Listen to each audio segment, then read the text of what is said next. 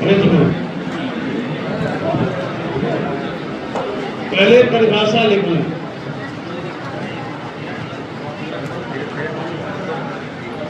क्योंकि दो समतल पृष्ठों के बीच दो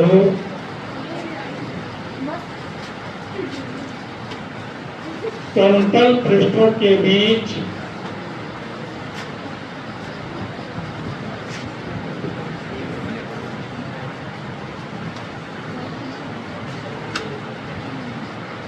जुड़ा समांगी पारदर्शी माध्यम दो समतल पृष्ठों के बीच जुड़ा हुआ समांगी पारदर्शी माध्यम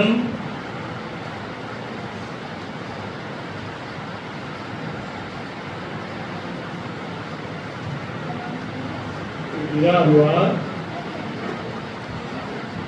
समांगी पारदर्शी माध्यम समांगी पारदर्शी माध्यम प्रिज्म कहलाता है।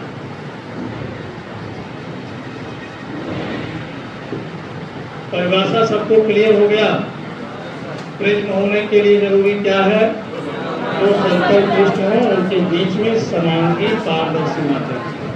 समांगी का मतलब उसका जो डेंसिटी हो हर जगह बराबर हो, और पारदर्शी का मतलब आर पार दिखाई दे रहा है। बस इतने से मतलब वो प्रिज्म बन जाएगा।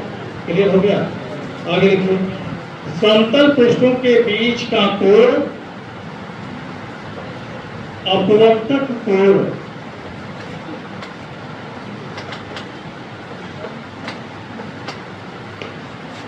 समतल पृष्ठों के बीच का जो कोण होगा उसका क्या नाम है? अपवर्तक कोण। ठीक है? और विद्या तथा समतल पृष्ठ अपवर्तक पृष्ठ कहलाते हो। जो दोनों समतल पृष्ठ होंगे वे अपवर्तक पृष्ठ कहलाएंगे।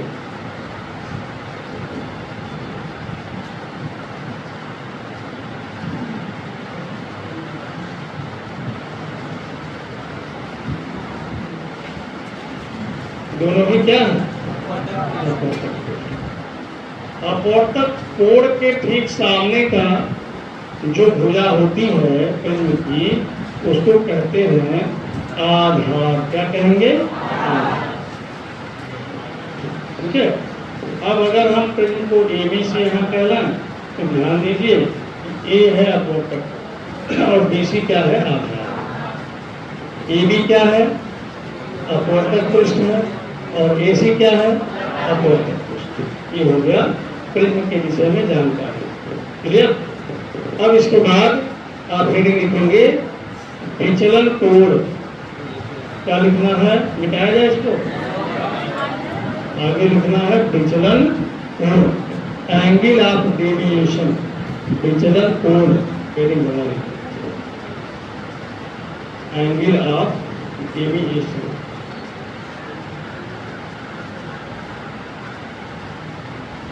बना लिए?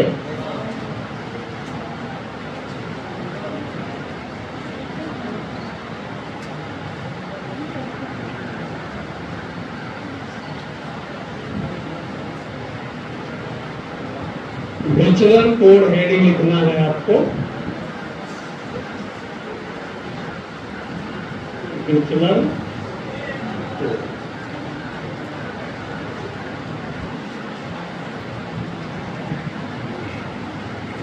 Angle of deviation.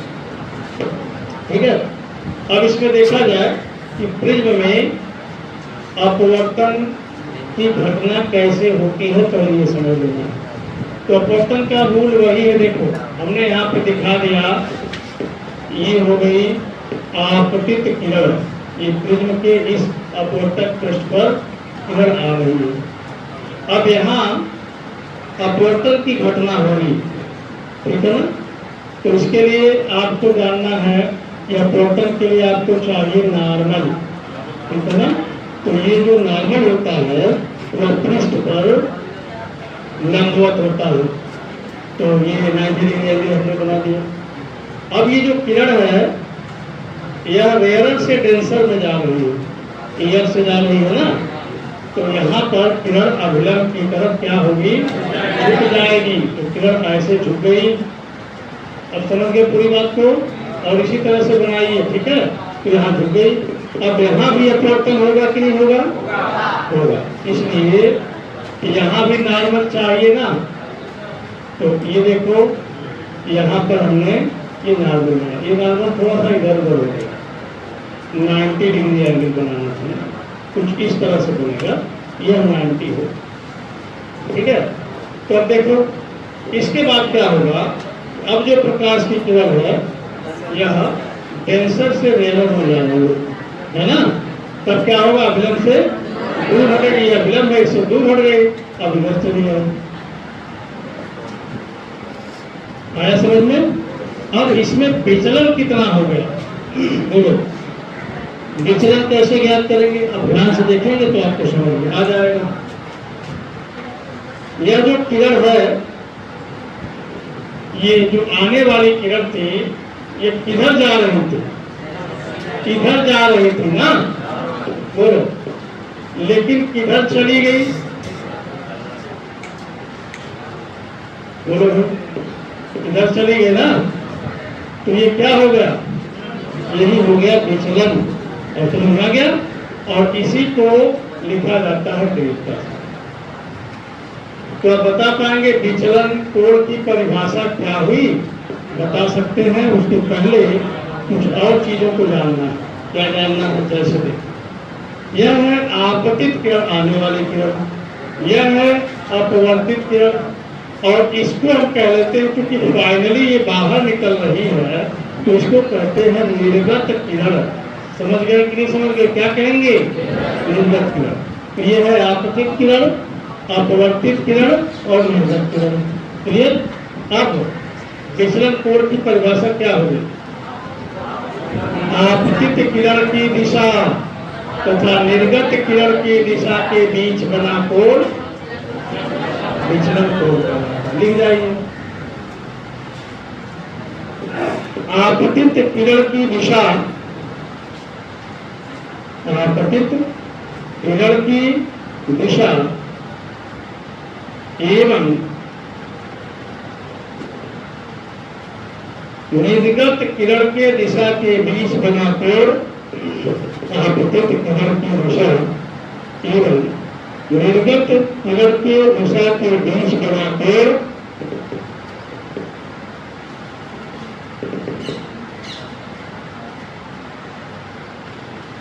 विचलन कोण कहलाता है, विचलन कोण कहलाता है।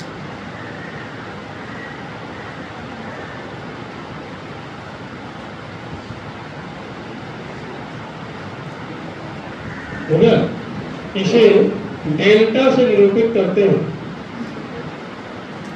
इसे डेल्टा से निरूपित करते हैं।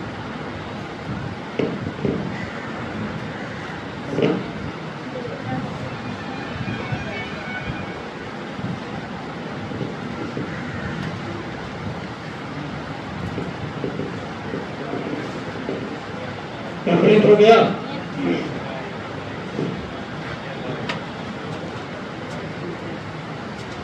तो समझ गए विचलन कोण क्या होता है। अब नीचे से लिखिए, विचलन कोण आपतन कोण पर निर्भर करता है।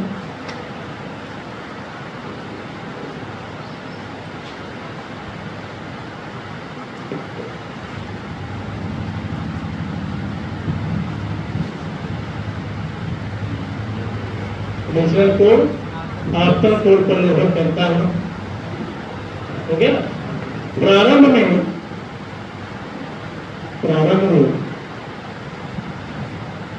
आपतन कोण बढ़ाने पर, प्रारंभ में आपतन कोण बढ़ाने पर विचलन कोण घटता है। आपतन कोण बढ़ाने पर विचलन कोण घटता है, परंतु एक निश्चित न्यूनतम मान के उपरांत, एक निश्चित न्यूनतम मान के उपरांत पुनः बढ़ने लगता है। एक निश्चित न्यूनतम मान के उपरांत पुनः बढ़ने लगता है। यह निश्चित न्यूनतम कोण अल्पतम विचलन कोण कहलाता है। यह निश्चित न्यूनतम विचलन कोण अल्पतम विचलन कोण कहलाता है। अल्पतम विचलन कोण कहलाता है। इसे डेल्टा एम से निरूपित करते हैं। मतलब क्या हुआ, ऐसे डेल्टा लिखेंगे और नीचे ऐसे एम लगा देंगे, हो गया ना। इसे डेल्टा एम से निरूपित करते हैं, हो गया। फिर पैराग्राफ चेंज करके फिर लिखेंगे आपतन कोण तथा विचलन कोण के बीच बना वक्र, आपतन कोण तथा विचलन कोण के बीच बना वक्र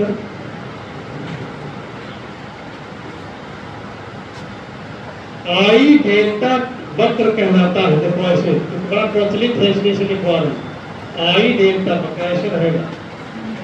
आपतन कोण और विचलन कोण के बीच बना वक्र आई डेल्टा वक्र कहलाता है।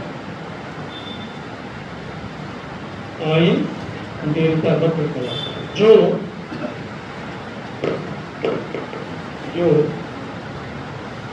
निम्नवत प्राप्त होता है, जो निम्नवत प्राप्त होता है।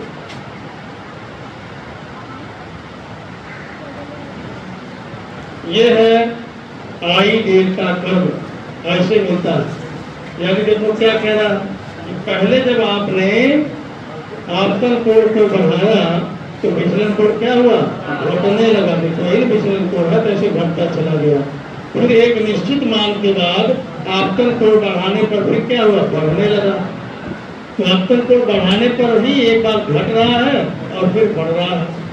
अब समझ गए पूरी बात को। तो जिस निश्चित न्यूनतम मान के बाद बढ़ने लगता है उसी को हम क्या कहते हैं, उसी को कहते हैं अल्पतम विचलन कोण। और यही देखो यही वाला है अल्पतम विचलन कोण, और इसको किससे लिखते हैं, डेल्टा एम से लिखते हैं। ठीक है ना। यह ग्राफ बनाना होगा आपको।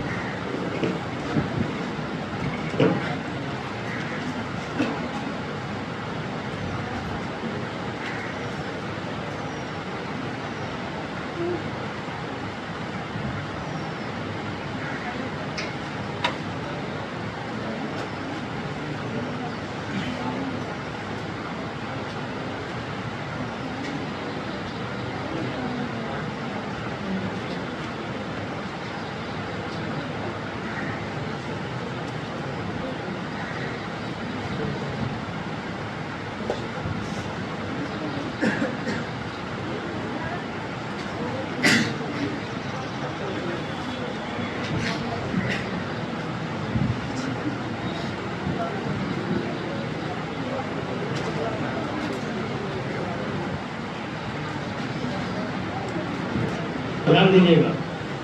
और अगस्त में, अगस्त का जो पार्ट है वो हम खत्म कर देंगे, और सितंबर का जो पार्ट है वो पहले से पढ़ चुके हैं पूरा, याद है। चुंबक वाला जो पार्ट था, विद्युत धारा का चुंबकीय प्रभाव, उसे पढ़ चुके, फिर भी मैं पढ़ाऊंगा। यानी आपका रिवीजन होगा, याद है ना, हमने कहा था कि 2 बार पढ़ने का आपको मौका मिलेगा, तो रिवीजन भी हो जाएगा। और अब उसमें अब साल पेपर आपके पास आ गया है, और उस समय साल पेपर नहीं था। अब इस बार क्या करना है, थियोरेटिकल पोर्शन पढ़ने के बाद तो सारा क्वेश्चन आंसर पेपर यानी न्यूमेरिकल जितने होंगे सब आंसर वाले ही करा दिए जाएंगे। तो बोर्ड की तैयारी भी हो जाएगी, रिवीजन भी हो जाएगा, जो नए लोग हैं उनकी पढ़ाई भी हो जाएगी। तो हमारा सब कुछ बैलेंस चल रहा है, ठीक है। अब आपका काम है जो पढ़ना है उसकी तैयारी करते रहिए, उसमें शिथिल ना पड़े। अगर आप शिथिल पढ़ेंगे तो आपका अंजाम अच्छा नहीं होगा। आपको रोज समझाया जा रहा है कि आप इस साल भी देख लीजिए बहुत से बच्चे फेल हैं। कल मैंने देखा कि बायोलॉजी में भी बच्चे फेल हैं। हम पहले समझ रहे थे कि नहीं फेल है, बायो विषय में फेल है, 17 नंबर, 13 नंबर, 5 नंबर, 7 नंबर उसमें रुका है। ठीक है ना। पहले तो हमें लग रहा था कि गणित वाले ही फेल हैं मैक्सिमम, लेकिन पता चला रिजल्ट देखने के बाद उसमें पता चल रहा है कि बायोलॉजी के बच्चे फेल हैं। तो फेल कौन हो रहा है? जो ध्यान नहीं दे रहा है, समय से पढ़ाई जो नहीं पूरा कर पा रहा है, तैयारी नहीं कर पा रहा, फेल वही हो रहा है। तो आप भी लगातार पढ़ाई करिए, अभी जो पढ़ रहे हैं अभी तैयार करिए, उसमें कोई वादा मत करिए, नहीं तो फिर दिक्कत आएगी। तो आई डेल्टा कर्व है, ठीक है। अब आपको ये जानना है कि आई डेल्टा कर्व पर आपका एक प्रैक्टिकल होगा। प्रैक्टिकल का उद्देश्य है दिए गए प्रिज्म के लिए आई डेल्टा वक्र बनाना तथा उसकी सहायता से प्रिज्म के पदार्थ का पूर्णांक ज्ञात करना। यह प्रैक्टिकल आपके कोर्स में है, और समझ गए ना। तो यही वक्र आपको बनाना होगा जो आपके सामने दिख रहा है। ठीक। अब इसके बाद अब आगे लिखेंगे, आगे उसमें बढ़ाएंगे। इस अवस्था में जहां तक लिखे थे उसी के आगे, इस अवस्था में प्रिज्म अल्पतम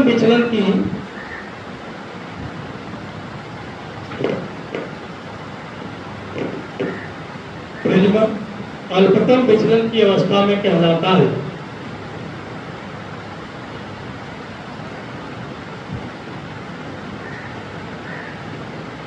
हो गया। प्रिज्म क्या होगा? जब विचलन कोण अल्पतम होगा तो प्रिज्म को क्या कहा जाएगा? अल्पतम विचलन की अवस्था में। ठीक है। आगे लिखिए, जब प्रिज्म अल्पतम विचलन की अवस्था में होता है, जब प्रिज्म अल्पतम विचलन की अवस्था में होता है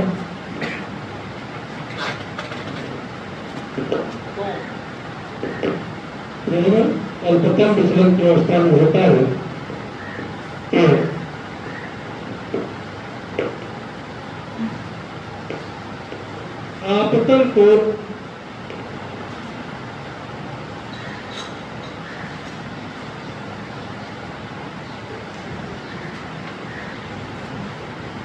आपतन कोण निर्गत कोण के बराबर होता है। आपतन कोण निर्गत कोण के बराबर होता है। जैसे देखिए यहाँ पर ध्यान से समझेंगे, ये आपतन कोण है और ये निर्गत कोण। तो जब प्रिज्म अल्पतम विचलन की अवस्था में होगा तो उसकी खासियत क्या होगी? आपतन कोण निर्गत कोण के बराबर होता है। तथा प्रिज्म के भीतर अपवर्तित किरण प्रिज्म के भीतर अपवर्तित किरण प्रिज्म के भीतर अपवर्तित किरण प्रिज्म के आधार के समांतर हो जाती है या समांतर होती है।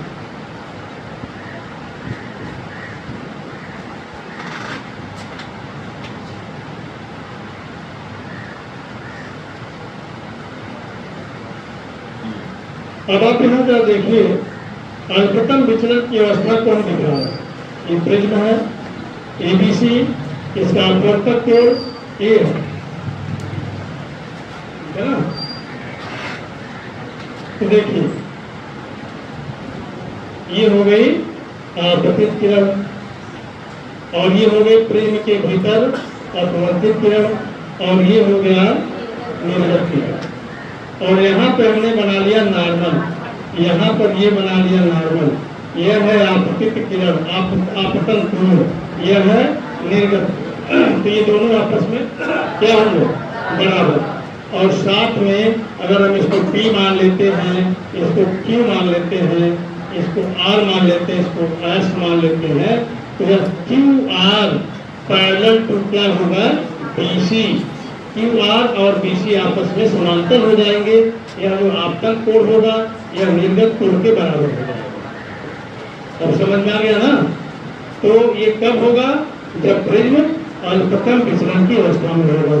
ये भी डायग्राम बना के वो कंडीशन दिखा दीजिए क्योंकि ये भी जरूरी है।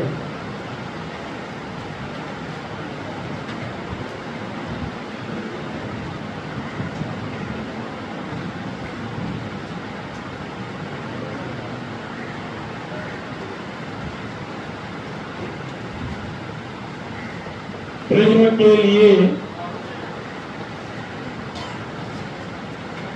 अपवर्तन का सूत्र मोस्ट इंपॉर्टेंट है भाई। प्रिज्म के लिए अपवर्तन का सूत्र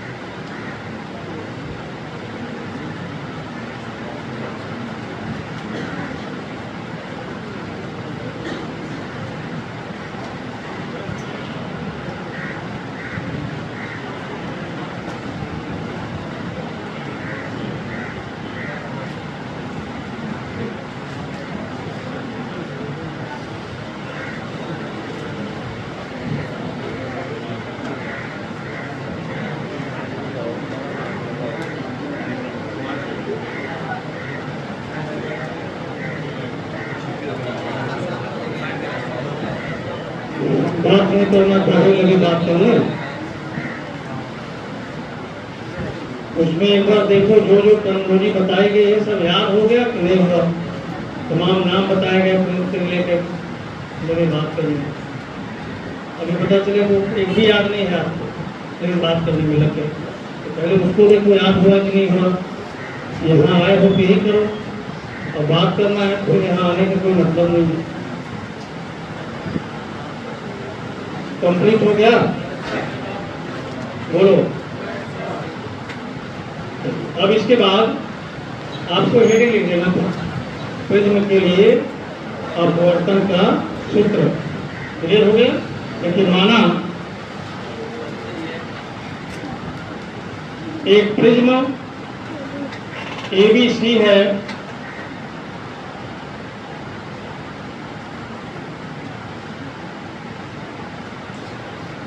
जिसका अपवर्तक कोण कैपिटल E, जिसका अपवर्तक कोण कैपिटल E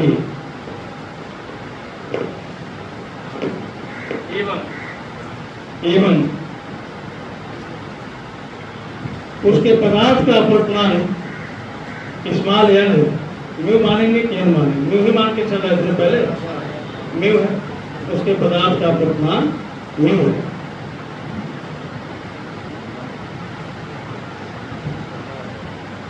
प्रिज्म अल्पतम विचलन की अवस्था में है।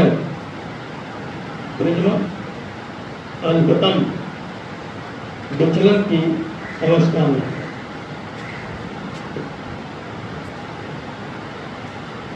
ठीक है? अब आइए और देखिए, हम लोगों ने ये मान लिया है कि जो प्रिज्म है वह अल्पतम विचलन की अवस्था में। यहाँ देखो बहुत बड़ा सा प्रिज्म बना रहा है क्योंकि आपको सब कुछ साफ साफ दिख है और वो समझ में आ रहा है। ठीक है? तो ये हो गया प्रिज्म।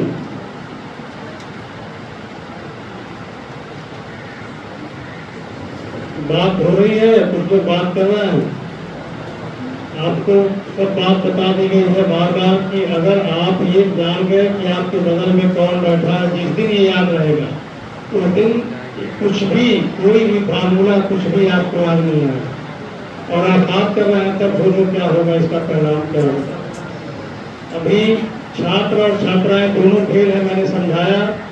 17 नंबर बायोलॉजी में जो पाया है वह फिजिक्स में 26 नंबर के पास, समझ गए। तो किसी भी सब्जेक्ट को हल्के से मत लीजिए, कंप्लीट पढ़ाई करिए। और फिजिक्स में तो कहीं भी थोड़ा भी गुंजाइश ही नहीं है। जैसे ही माइंड सेट डिस्टर्ब हुआ वैसे ही आप फेल हो, कोई बचा नहीं पाएगा। तो पर डे जो पढ़ाया जा रहा है उसको पढ़ना है ध्यान से। मैंने पहले ही बता दिया कि मोस्ट इम्पॉर्टेंट है, आपके पेपर में बस छप ही गया, समझ लीजिए। अब उसके बाद भी आप सीरियस नहीं हो, तो अगर नहीं है तो आप फेल हो जाएंगे, तो बचा नहीं पाएगा, ये हर हाल में आएगा। और अगर आप इंसान हैं तो इंसान पेपर आपके पास है, एक बार पलट लीजिए, एक बार पलटिए, आंसर पेपर पलटिए। और ये देखो जो हेडिंग लिखा है इससे संबंधित प्रश्न मिल रहा कि नहीं मिल रहा, पहले पलट के देखो। प्रिज्म के लिए अपवर्तन का सूत्र पलट के देखो आंसर पेपर।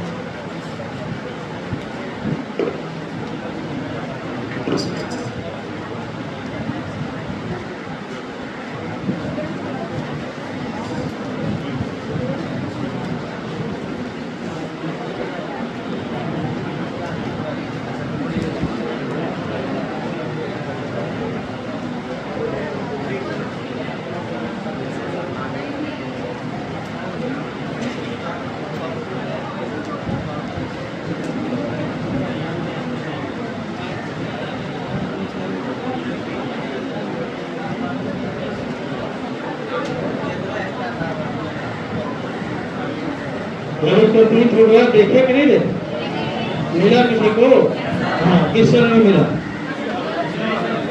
2023 में। अब 22 में भी खोजो, 22 में खोजो, 20 में खोजो, हर जगह खोजो। अगर न मिले तो हमसे बताओ। और उसके बाद भी बैल की तरह से बात कर रहे हो, उनको तो जागरूक हो जाना चाहिए कि इसको ऐसा पढ़ें कि तैयार हो जाए अभी का भी, क्योंकि एकदम आउट क्वेश्चन है। उसके बाद भी बैठ के बात कर रहे हैं, पता नहीं क्या सोच है तुम्हारी, समझ में नहीं आ रहा। अपने आप के सबसे बड़े दुश्मन तुम खुद हो, इसको ध्यान में रखिए। चलो देखो अब यहाँ, तो इसमें हम जो डायग्राम बना रहे हैं ये अल्पतम विचलन वाला डायग्राम देखो। तो अल्पतम विचलन वाला डायग्राम आप समझ गए क्या रहेगा? ये क्या होगा? समांतर रहेगा इसके, ठीक है। ये बना लिया, डायग्राम बना लीजिए। आज इतना नहीं हो पाएगा डायग्राम, क्योंकि टाइम से हम चल पाएंगे, बिना टाइम हम नहीं पढ़ा पाएंगे। और टाइम से ही पढ़ाएंगे, आदत खराब करने से कोई फायदा नहीं, ठीक है ना। देखो जिसको लेट जो करने वाले लोग होते हैं ना, कोई रीजन नहीं होता लेट होने का, उनकी आदत बन जाती है। जैसे अभी किसी से कहेंगे कि 3 बजे आइए, तो जानते कितने बजे आएगा? 3:15 बजे आएगा। अब आपको ये लगता होगा कि 3 बजे तैयार होने में दिक्कत हो रही, चलो 15 मिनट बाद बुलाते हैं। जिस दिन आप उससे कहेंगे 3:15 बजे आइए, अब वो 3:30 बजे आएगा। और जब चाहे करके देंगे, हमने देख लिया हर तरह से। 6 बजे क्लास लगेगा तो जो लेट करने वाला है वो 6:20 पे आएगा। अब 6:20 पे लगा देंगे, 6:40 पे आएगा। अगर आप 7 बजे लगा दीजिए, 7:30 पे आएगा। ये हम देख, तो मतलब क्या है आप बताइए। हम ये कह सकते थे भैया चलो 6 बजे तैयार होने में दिक्कत थी, अब हम 10 बजे भी लगा के देखें, 10 बजे लगाए 10:30 बजे आएगा। तो मतलब क्या निकला? उससे बचने का एक तरीका कि अगर क्लास 10:30 पे है तो उससे 10 बताइए, तो मामला सेट हो जाएगा। लेकिन आप लोग ऐसा कर नहीं पाते हो। आप लोग भी जब हर चीज़ ओपन होगा, जिसका लेट करने की आदत है, अब होता यही है। जैसे मान लो हमको गोरखपुर से चलना 6 बजे क्लास, तो हमको तो सबसे ज़्यादा लेट होना चाहिए। होगा बोलो, तो कब लेट होगा? जब हम सोए रहते हैं और ठीक 6 बजे उठें, जब चलते पहुँच पाएंगे? बोलो, यही होता है। जिसका 6 बजे से क्लास है ना, और मैं देख रहा हूँ 6 बजे बिस्तर से उठना, और 6 बजे उठ के जल्दी जल्दी तैयार होना, तो 20 मिनट तो लगेगा तैयार होने में। अब वो 6:20 पे पहुँचे और आधा क्लास निकल गया। और यही अगर सालों साल चला तो फिर इसका अंजाम बहुत बुरा हो जाएगा। फिलहाल देखिए, तो ये डायग्राम आप बना लीजिए, ठीक है। अब विचलन कोण अगर दिखाना है तो कैसे दिखाएं?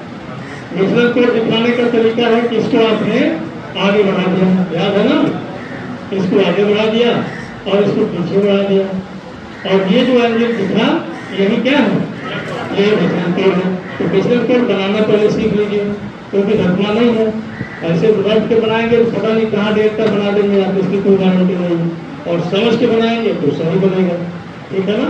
तो ये डायग्राम है और ये देखो ये आई है, मान लो आपका कोड, ठीक है भाई, आपका कोड क्या है यहाँ पे आई है, तो ये कितना होगा बताओ, ये भी आई होगा, निर्गत को होते हो क्योंकि प्रिज्म अल्पतम विचलन की अवस्था में है। अब ये वाला जो एंगल है, ठीक है, इसको हम मान लेते हैं आर, तो अगर ये दोनों बराबर है तो यह भी हो जाएगा आर, और समझ गए ना।